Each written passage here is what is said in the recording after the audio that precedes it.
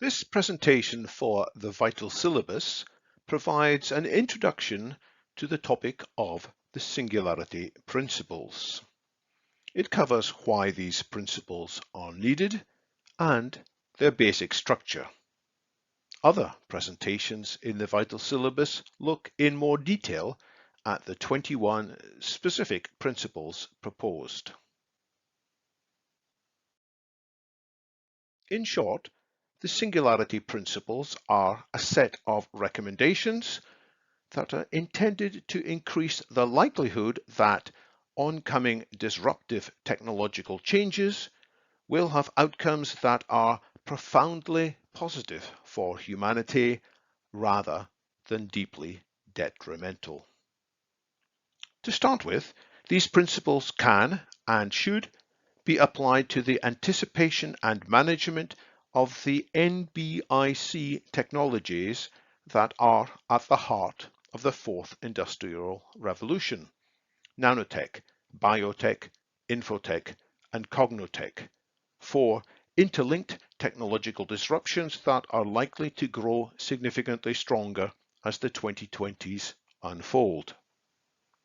However, the same set of singularity principles can and should be applied to the anticipation and management of the core technology that will probably give rise to a fifth industrial revolution, namely the technology of AGI, artificial general intelligence, and to the ASI, artificial superintelligence, that will likely follow fast on the footsteps of AGI, giving rise to the technological singularity. Therefore, the singularity principles apply both to the longer-term lead-up to the singularity from NBIC technologies and to the shorter-term lead-up to the singularity from the time when AI approaches the power of AGI. In both cases, anticipation and management of possible outcomes will be of vital importance. The singularity principles arise from a number of general observations. First, the more powerful a technology becomes, the more powerful are the results it can produce, including powerfully good results and powerfully bad results. Small firecrackers can, in some cases, ignite larger fires and cause widespread damage, but larger explosives are more likely to destroy an entire city in the blink of an eye. Second, results that are evaluated as good from one perspective, such as an increase in profits or in market share, can also be evaluated as bad from other perspectives. For example, when externalities are factored into calculations, or when a broader view of human flourishing is considered. Third, breakthroughs in technological capability may be dramatic and unexpected.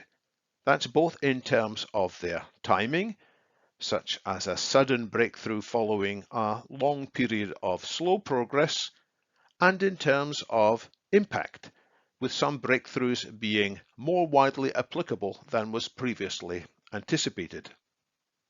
Fourth, complex interactions between multiple developments in different fields, including disruptive breakthroughs as well as incremental progress, and including changes in legal systems or philosophical outlooks, as well as diverse overlapping technological changes. These combinations make outcomes even harder to anticipate and predict. That's why we have to work harder and smarter at that task. Fifth, although there are many technological failures from which it's possible to recover, with people growing wiser, hopefully, as a result, some technological failures may have such a large impact that subsequent recovery would be extremely hard or even impossible. In these cases, there's no hope for failing forward or failing smart. The only option in these cases is to avoid the failure in the first place. The more powerful the underlying technology, the more attention needs to be paid to such possibilities. Sixth, the mere fact that a piece of technology has delivered a string of good results in the past does not guarantee, by itself, that the technology in question will deliver good results in altered circumstances in the future. The management of technological change, therefore, needs to rely on more than induction. That is, more than the assumption that the future will continue to resemble the past. Seventh, something else that is insufficient to rely on is the perceived good intentions of individuals or companies. Intentions that these individuals or companies will avoid any very bad outcomes. Alas, when good intentions are coupled with a mistaken or incomplete understanding of an issue, they can result in the very sort of bad outcomes they were seeking to avoid. Moreover, these good intentions can sometimes become submerged under other forces that are more powerful. Eighth, due to wishful thinking, providers of potential new technological solutions are often inclined to turn a blind eye to problematic features that may arise. If they hear reports of adverse side effects or possible unintended consequences, they are motivated to disbelieve these reports or to distort them or throw doubt on them. Ninth, although a competitive marketplace can often accelerate progress, with companies racing to discover and apply new innovations, such competition can also result in dangerous corner cutting or other reckless risk-taking. Hostile arms races are particularly hazardous. 10th, in anticipating possible scenarios, there's no need to regard human institutions, human attitudes, and human intentions as fixed and unchangeable. Changes in all these aspects of the human outlook can be part of wise responses to technological risks and opportunities. On the other hand, changes in these human attributes can also make matters worse. That's why a truly broad perspective is needed. More generally, that's why the Singularity Principles are needed. Here is the short form of the Singularity Principles. We should be sure we know what we're hoping to accomplish, rather than us merely drifting along in some direction because it sounds nice, or has some alluring features, or it seemed like a good idea the last time that strategy was reviewed.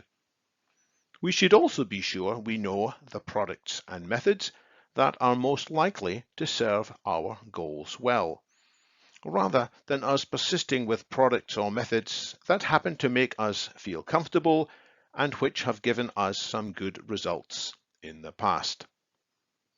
And we should be sure we know how we will manage any surprises arising en route to our goals, rather than us being caught flat-footed as the victim of inertia or denial when unexpected signals start showing on our radars, if we happen to spot them.